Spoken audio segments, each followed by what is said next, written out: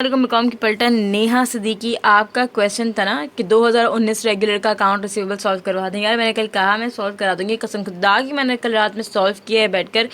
Then मैंने बोला video बना लेते हैं, फिर ऐसी तो कोई सुस्ती छाई है, लेकिन सुस्ती नहीं, खैर मतलब नहीं करवा पाई, लेकिन अल्लाह ताला माफ़ करते हैं, वादा किया था नहीं निभा पाई। लेकिन अभी मैं आपको बता रही हूँ कि अकाउंट रिसीवेबल में हमारे पास क्या करना है। यहाँ पर 2019 में हमारे पास बताया हुआ है ओपनिंग बैलेंस हमारा जो है वो अकाउंट रिसीवेबल का ये रहा, अलाउंस ऑफ बैड डेट्स का ये रहा, ड्यूरिंग ईयर हमने क्या क्या ट्रांजैक्शंस किए मौजूद हैं। यहाँ पर देखो अभी हमारे पास लिखा हुआ है डायरेक्ट जो है ना प्रिपेयर करना है अकाउंट रिसीवेबल का अकाउंट, ठीक है, प्रिपेयर करना है अकाउंट रिसीवेबल का अकाउंट। यहाँ पर हमारे पास जनरल का जिक्र ही नहीं लिखा हुआ, लेकिन हम बनाएंगे ताकि हमारे पास आसानी से हम टी अकाउंट बना सकें। इसका मतलब होता है टी अकाउंट, ठीक है, प्रिपेयर करना है अकाउंट रिसीवेबल का अकाउंट, यानी कि टी अकाउंट बनाना है, कंप्यूट करना है। देखो अकाउंट रिसीवेबल को सॉल्व करने के दो तरीके होते हैं, एक होता है बैलेंस शीट अप्रोच और दूसरा होता है इनकम स्टेटमेंट अप्रोच। दोनों के तहत हमारे को सॉल्व मतलब बैड डेट्स एक्सपेंस निकालने हैं, और हमारे को तीसरा ये कि दोनों के जब हम निकालें तो दोनों का हम लोग पार्शियल बैलेंस शीट बनाएं। हम क्या करेंगे, जैसे जो जो सॉल्व करते रहेंगे तो उसके साथ ही हम उसकी balance sheet partial balance sheet approach बना देंगे, ठीक है, ताकि हमारे लिए आसान हो। आखिरी में बनाते तो इंसान कंफ्यूज हो जाता है।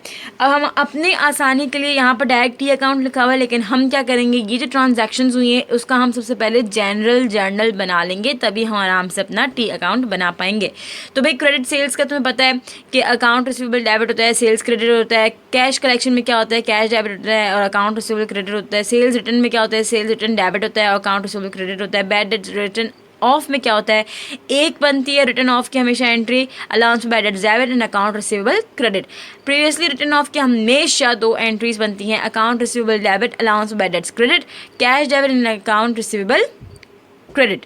ये तमाम तो तुम्हारे को मैं जो बोल रही हूँ वो यहाँ पर लिखा हुआ है। मैंने इसलिए जल्दी जल्दी बोल दिया क्योंकि ये तमाम तो तुम लोगों को पता तो होगी। अब ये इसके अलावा और भी बहुत ढेर सारी एंट्रीज होती हैं, उसकी मैंने वीडियो बनाई हुई है, की point of how to make journal entries, तो वो भी तुम उसकी वीडियो देख लेना, तो तुम लोगों के लिए आसानी हो जाएगी। अब हम बनाएंगे टी अकाउंट, ठीक है। अब हम टी अकाउंट कैसा बनाएंगे, टी अकाउंट अब हम इस तरीके से बनाएंगे कि जो जो हमारे पास अकाउंट रिसीवेबल डेबिट साइड पर आया है उसको हम देखो, टी अकाउंट में ये वाली जो साइड होती है, ये जो साइड होती है वो हमारे पास डेबिट कहलाती है, और ये जो होती है हमारे पास क्रेडिट कहलाती है। हमारे मतलब हमारे हाथ का जो सीधा जो यहाँ पर का टी अकाउंट का जो जगह होती है वो राइट हैंड साइड हमारी जो कहलाती है वो क्रेडिट कहलाती है, और हमारे हैंड्स का लेफ्ट हैंड साइड जो कहलाती है टी अकाउंट की वो डेबिट कहलाती है। और हमेशा दिमाग में रखना है कि अकाउंट रिसीवेबल का जो नेचर होता है वो डेबिट होता है, तो उसकी बैलेंस जो होता है वो हमेशा हम डेबिट साइड पर लिखते हैं। तो हमारे पास स्टार्ट का साल के स्टार्टिंग में हमारे पास अकाउंट रिसीवेबल मौजूद है 1,87,500 का, तो अब हम सबसे पहले उसको लिख देंगे यहाँ पर। अब हम तमाम तर ट्रांजैक्शंस में जो जो जगह जगह पर हमारे पास डेबिट साइड पर आया है या क्रेडिट साइड पर आया अकाउंट रिसीवेबल, वही हमने यहाँ पर नंबर वाइज लिख दिया, ठीक है, 1 2 करके हमने लिख दिया। यहाँ पर 1 का आ गया, यहाँ पर 2 का, यहाँ पर 3, यहाँ पर 4, यहाँ पर 5 और यहाँ पर 5 2 का। हमारे पास इन टी अकाउंट में क्या करना होता है कि दोनों के जो आंसर्स होते हैं वो इक्वल आने होते हैं। अगर आंसर्स इक्वल नहीं आते, एक ज़्यादा होता है एक कम होता है, तो हम दोनों में से जो इस जगह पे आंसर कम आता है, मतलब उसमें जिसमें इक्वल नहीं हो पाता उसमें और कमी, मतलब उसमें कमज़ोरी होती है, ठीक है, उसमें और हमारे को वैल्यू ऐड करके दोनों आंसर को इक्वल लाना होता है। तो जिस जगह पर हमारे को आंसर और ऐड करना होता है वहाँ पर हम लिखते हैं बैलेंस C/D। अब देखो यहाँ पर हमारे पास वैल्यू ज़्यादा थी, तो मैं यहाँ पर सबसे पहले पेंसिल से लिख दिया था, फिर इसके बाद मैं तमाम तो इन वैल्यूज़ को मैं माइनस किया, क्योंकि मुझे पता है ये वैल्यूज़ कम है इस वाली वैल्यू के। तो हमारे को हमने इतनी जब वैल्यू को ऐड किया तब जाके दोनों के आंसर हमारे पास 4,10,000 है। अब जो हमने ऐड किया है टोटल करने के लिए वो कहलाता है अकाउंट रिसीवेबल का एंड। क्या कहलाता है, अकाउंट रिसीवेबल का एंड कहलाता है, ठीक है। अब हमने टी अकाउंट बना दिया। अब हम करेंगे यहाँ पर सबसे पहला जो हमारे पास मेथड है बैलेंस शीट अप्रोच के तहत 4% हमारे पास अकाउंट रिसीवेबल मौजूद है यहाँ पर रेट। तो अब हम क्या करेंगे, टी अकाउंट निकालने के बाद टी अकाउंट में हमारे पास जो मेन चीज़ हमें निकालनी थी वो निकालनी थी अकाउंट रिसीवेबल का एंड, वो हमने निकाल लिया। बैलेंस शीट अप्रोच का जो फॉर्मूला है वो ऐसा है कि टी अकाउंट बनाने के बाद हम अलाउंस ऑफ बैड डेट्स का एंड निकालते हैं, जिसमें हम अकाउंट रिसीवेबल के एंड जो हमने निकाला उसको मल्टीप्लाई कर देते हैं रेट ऑफ बैड डेट्स जो कि हमारे पास मौजूद है। बैलेंस शीट अप्रोच के तहत हमारे पास रेट मौजूद है 4%। तो अब हम क्या करेंगे, सबसे पहले अब हम क्या करेंगे कि हमने यहाँ पर जब आंसर निकाल लिया, इसको मल्टीप्लाई करने के बाद जो टोटल हमारे पास आंसर आया वो कहलाएगा अलाउंस ऑफ बैड डेट्स का एंड। अब हम बनाएंगे टी अकाउंट, बनाएंगे अलाउंस ऑफ बैड डेट्स का। अलाउंस ऑफ बैड डेट्स का हमेशा हम टी अकाउंट बनाते हैं तो हमारे हाथ की हैंड्स की जो हमारे पास, तो मैं पहले ही बता चुकी हूँ, टी अकाउंट के हमारे जो हैंड्स के जो राइट हैंड साइड वाली जो जगह है, कॉलम है, वो क्रेडिट है, और जो हमारे हैंड्स के लेफ्ट हैंड साइड वाली जगह है, कॉलम, वो हमारे पास डेबिट कहलाता है। और अलाउंस ऑफ बैड डेट्स का हमेशा नेचर होता है क्रेडिट। तो हमारे पास इसकी वैल्यू मौजूद है क्रेडिट। यहाँ हमारे पास यहाँ पर साल की स्टार्टिंग की अलाउंस ऑफ बैड डेट्स की बैलेंस मौजूद है 6250। तो वो हम सबसे पहले टी अकाउंट में लिख देंगे यहाँ पर क्रेडिट साइड पर। अब टी अकाउंट के बाद हम क्या करेंगे, अलाउंस ऑफ बैड डेट्स जहाँ जहाँ हमारे पास जर्नल में निकला है, चाहे वो डेबिट साइड पे चाहे वो क्रेडिट साइड पर हो, तो वो हमने नंबर वाइज लिख दिया है। 4 पे था और 5 1 पे था, ठीक है। और जो हमारे पास ये सब कुछ कर लेने के बाद अब इस बात को दिमाग में रखना, बैलेंस शीट अप्रोच में जब हम लोग अलाउंस बैड डेट्स एंड निकालते हैं इस फॉर्मूले के बाद, तो जो हमारे पास टोटल आंसर निकला है उसको हम हमेशा डेबिट साइड पर लिखते हैं, ठीक है। हमेशा बैलेंस शीट अप्रोच में जो हम निकालते हैं ना ये अलाउंस बैड डेट्स का एंड, वो हमेशा डेबिट साइड पर लिखते हैं।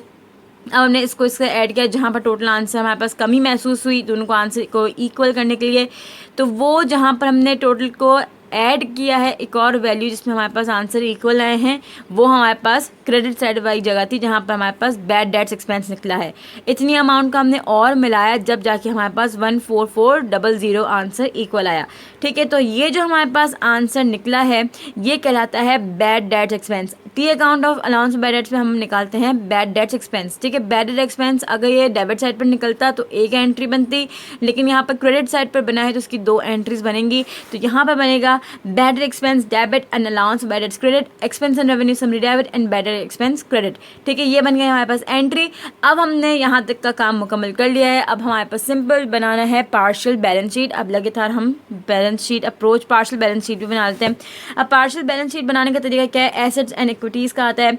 अकाउंट रिसीवेबल का जो हमने टी अकाउंट में जो हमारे पास आंसर आया था 141250 यानी अकाउंट रिसीवेबल का एंड, उसमें से हम माइनस कर देंगे जो अभी हमने टी अकाउंट में निकाला है बैड डेट्स एक्सपेंस, वो हम माइनस कर देंगे तो हमारे पास जो टोटल आंसर आ गया वो टोटल एसेट्स आ गया। अब हम लेट्स मूव फॉरवर्ड टू दूसरा तरीका। ये जो सिंपल तरीका है वो कहलाता है बैलेंस शीट अप्रोच का। अब हमारे पास जो मौजूद है वो है, हमारे पास रेट मौजूद है 2%, और ये हमारे पास करना है इनकम स्टेटमेंट अप्रोच के तहत। इनकम स्टेटमेंट अप्रोच में हमारे पास अप्रोच में सिंपल हमारे पास क्या करना होता है, क्रेडिट सेल्स मौजूद है, यहाँ पर सेल्स रिटर्न मौजूद है। अब देखो अब करना क्या है, अब हमारे पास ये बात दिमाग में रखो, हमारे पास क्रेडिट सेल्स की वैल्यू जो है वो यहाँ पर सबसे पहले हमने किस तरीके से लिखनी है, यहाँ पर हमने क्या किया, क्रेडिट सेल्स की वैल्यू में से हमने माइनस कर दिया सेल्स रिटर्न की वैल्यू, तो हमारे पास टोटल जो आंसर आया वो कहलाता है नेट क्रेडिट सेल्स। क्या कहलाता है बच्चा, नेट क्रेडिट सेल्स। और भी बहुत ढेर सारी चीज़ें ऐड और लेस होती हैं, वो क्या चीज़ लेस और ऐड होती है मैं इसकी तुम्हारे को वीडियो बना दूंगी ताकि तुम लोगों के लिए आसानी हो जाए। अब हमने जब क्रेडिट सेल्स में से माइनस कर दिया सेल्स रिटर्न को, तो हमारे पास जो आंसर आया नेट क्रेडिट सेल्स कहलाता है। उसके अंदर हमने मल्टीप्लाई कर दिया जो हमारे पास रेट मौजूद था 2% जो हमारे को दिया हुआ था इनकम स्टेटमेंट अप्रोच में, तो वो हमने जब इसको डाला इससे मल्टीप्लाई किया तो टोटल हमारे पास आंसर आया वो कहलाता है बैड डेट्स एक्सपेंस, ठीक है, 4250। अब जब हमेशा ये निकालते हैं हम, ठीक है, इसकी हमेशा मतलब इसके अलावा और कुछ भी करना नहीं होता इनकम स्टेटमेंट अप्रोच में। ये हमारे पास बैड डेट एक्सपेंस निकल गया। अब सिंपल हमारे पास यहाँ पर 2 ही एंट्रीज बनती हैं, bad debt expense debit and allowance bad debts credit, expense and revenue summary debit and bad debts expense credit. अब लेकिन यहाँ पर हमारे पास जनरल बनाने के बाद अब हमारे पास यहाँ पर एक मरतबा फिर से टी अकाउंट बनता है जो कि हमने बनाया था ना, जिस तरीके से कि अलाउंस बैलेंस हमने लिख दिया यहाँ पर, जो हमने बैलेंस हमने उसका स्टार्टिंग बैलेंस लिख दिया था कि साल के स्टार्टिंग का बैलेंस हमारे पास 6250 है। फिर हमने जनरल में जो जगह पर जहाँ पर बैलेंस एक्सपेंस अलाउंस बैलेंस आया था वो हमने लिख दिया। लेकिन हमारे पास जो प्रीवियस वाले में हमने टी अकाउंट में जो हमने वैल्यू यहाँ पर लिखी थी वो वाली वैल्यू हम नहीं लिखेंगे, क्योंकि ये बैलेंस शीट अप्रोच के तहत हमने जो बैड डेट एक्सपेंस निकाला था वो हमने लिखा। अब मैं आपको एक बात ये बताती चलूँ कि बैलेंस शीट अप्रोच के तहत जो हम टोटल यहाँ पर अलाउंस बैड डेट्स एंड निकालते हैं वो डेबिट साइड पर निकालते हैं।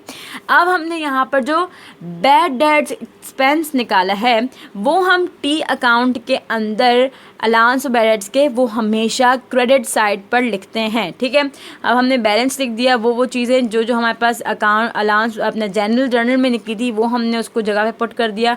फिर हमने बैड डेट एक्सपेंस की जो वैल्यू आई थी वो भी हमने लिख दी। जहाँ पर डेफिशिएंसी, जहाँ पर कमी महसूस हुई उसमें जब हमने वैल्यू पुट की तो हमारे पास टोटल आंसर जो आया वो सेम आ गया। ज़ाहिर सी बात है कमी यहाँ पर ही थी, यहाँ पर कमज़ोरी थी 1000 सीसी प्लस को तो 5500 का हमारे पास यहाँ पर जब मिलाया टोटल तो हमारे पास आंसर्स इक्वल आए।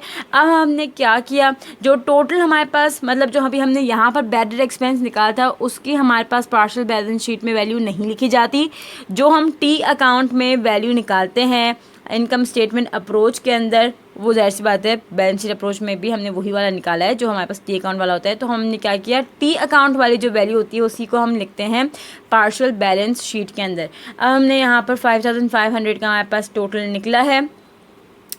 तो अकाउंट रिसीवेबल में से हम जो टोटल हमारे पास अकाउंट रिसीवेबल चेंज ही नहीं होगा, ठीक है। जो अकाउंट रिसीवेबल हमने टी अकाउंट में सबसे पहले निकाला था वही वाला हम लिखेंगे क्योंकि इसके अलावा हमारे पास और कोई लिखने की ज़रूरत ही नहीं है।